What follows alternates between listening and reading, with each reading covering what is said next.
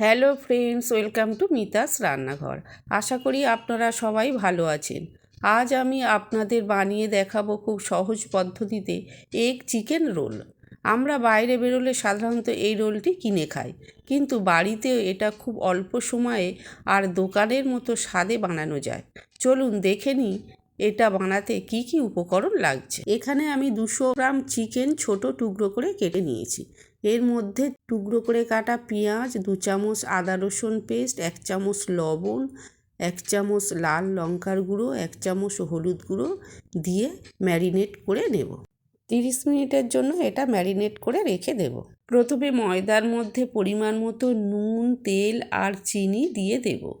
এবার এর মধ্যে একটা ডিম দিয়ে আগে ভালো করে মাখিয়ে নেব।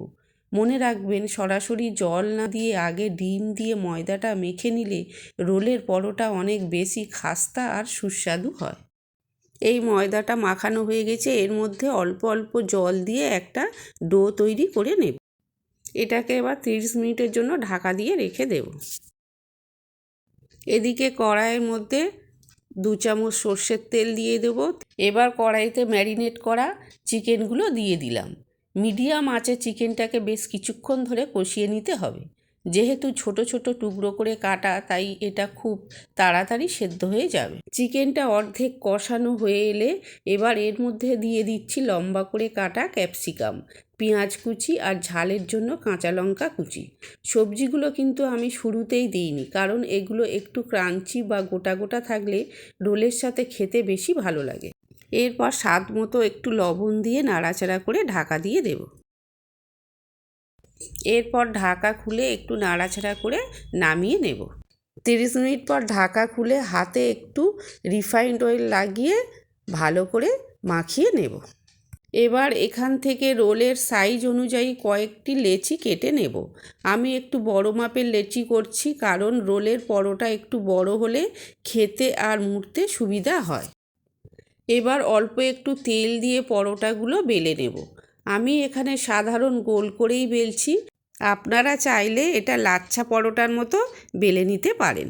খেয়াল রাখবেন পরোটা যেন খুব বেশি পাতলা বা খুব বেশি মোটা না হয়। তাওয়া গরম হয়ে গেছে, এবার পরোটাটা দিয়ে এপিট ওপিট করে হালকা করে সেঁকে নেব। এবার তাওয়ার মধ্যে 1 চামচ রিফাইন্ড অয়েল দিয়ে দেবো। দিয়ে গ্যাসের ফ্লেমটা একদম লোতে রেখে সেঁকে রাখা পরোটা দিয়ে দেব। দিয়ে তার উপর একটা ডিম ভেঙে দিয়ে অল্প একটু লবণ দিয়ে খুন্তির সাহায্যে সমস্ত পরোটার মধ্যে মাখিয়ে নেব। নিয়ে উল্টে চাটুর মধ্যে দিয়ে দেব। এরপর আরও 2 চামচ তেল দিয়ে এপিটোপি করে ভালো করে ভেজে পরোটাটা তুলে নেব। আমাদের পরোটা তৈরি। এবার রোলের মাঝখানে লম্বা করে আগে থেকে তৈরি করে রাখা মশলাদার চিকেনের পুরটা দিয়ে দিচ্ছি। পুরটা নিজের পছন্দ মতো একটু বেশি করেই দিলাম, যাতে প্রতি কামড়েই চিকেন পাওয়া যায়। চিকেনের উপর এবার দিচ্ছি লম্বা করে কুচানো শসা, পেঁয়াজ আর ঝালের জন্য কাঁচা লঙ্কা কুচি, আর দেব টমেটো সস। আর সবশেষে স্বাদটা আরও বাড়ানোর জন্য উপর থেকে লেবুর রস ছড়িয়ে দিচ্ছি।